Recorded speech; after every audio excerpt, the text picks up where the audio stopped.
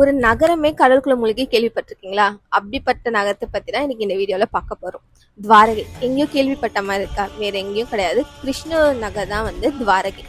துவாரகையை வந்து மக்களை பாதுகாக்கிறதுக்காக வந்து கிருஷ்ணர் வந்து அமைக்கிறாரு. அதை வந்து கடல் பகுதிக்கு பக்கத்துல இருந்து அமைக்கிறாரு.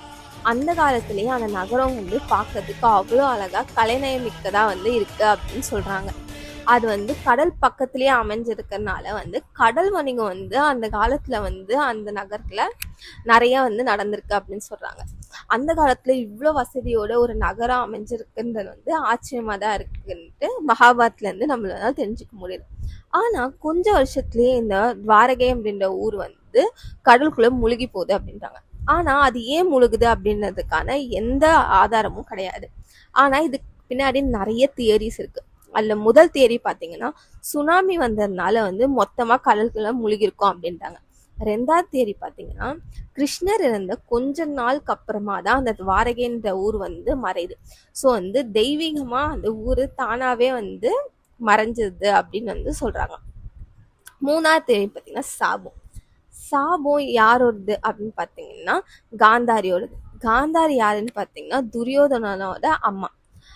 பாண்டவருக்கும் இவங்களுக்கும் நடந்த குருசேஷ்ட போர்ல வந்து கிருஷ்ணர் வந்து பாண்டவர்களுக்கு முன்னாடி நின்று வந்து போரை வந்து வழி நடத்துறாரு. அதனால வந்து பாண்டவர்களும் ஜெயிக்கிறாங்க. அதுல வந்து துரியோதனும் அவங்க கூட இருந்த சகோதரங்களும் வந்து கொல்லப்படுறாங்க. துரியோதனும் சேர்த்து 101 பசங்களை வந்து கிருஷ்ணர் வழி நடத்த பாண்டவர்கள் வந்து கொல்றாங்க. அதனால காந்தாரி வந்து கிருஷ்ணருக்கு வந்து சாபம் வந்து விடுறாங்க. என்னோட குலம் வந்து எப்படி அழிஞ்சிச்சோ அதே மாதிரி உன்னோட குலமும் வந்து அதே மாதிரி அழியும் அப்படின்னு சொல்லிட்டு. இதுக்கப்புறமா பாத்தீங்கன்னா கொஞ்ச வருஷத்துல கிருஷ்ணரோட யாதவன் குலம் வந்து உள்ளுக்குள்ளேயே வந்து சண்டை போட்டு வந்து அழியுது. அதுக்கப்புறமா கிருஷ்ணர் அழிஞ்ச கொஞ்ச காலத்துல துவாரகையுமே வந்து கடற்குள்ள மூழ்கி அழியுது. ஸோ வந்து காந்தாரி விட்ட சாபத்தினாலதான் வந்து துவாரகை இப்படி ஆச்சுன்னு நிறைய பேர் வந்து நம்புறாங்க. அதே மாதிரி 1980 வந்து இதை வந்து ரிசர்ச் பண்றாங்க. அந்த துவாரகைன்ற பிளேஸை போயிட்டு வந்து அங்க பாத்தீங்கன்னா வந்து பாடி உடைஞ்ச சுவரு, அதுக்கப்புறம் அந்த காலத்துல யூஸ் பண்ண மட்பானங்கள் அதெல்லாமே வந்து தெரிய வருது. ஆனா இதுக்கான எந்த ப்ரூஃபும் இல்லை. ஏன் வந்து அது கடலுக்குள்ள முழுகுச்சு அப்படின்றதுக்காக. ஆனா இன்னுமே வந்து அது எப்படி அழிஞ்சிச்சுன்றதுக்கான எந்த ப்ரூஃபும் கிடையாது. இன்னுமே வந்து ஹிஸ்ட்ரியில வந்து ஒரு மிஸ்ட்ரியான கேஸா வந்து இதை வந்து பார்த்துட்டு தான் இருக்காங்க.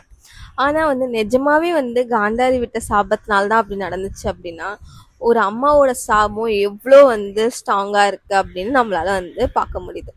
For more relatable contents two subscribe.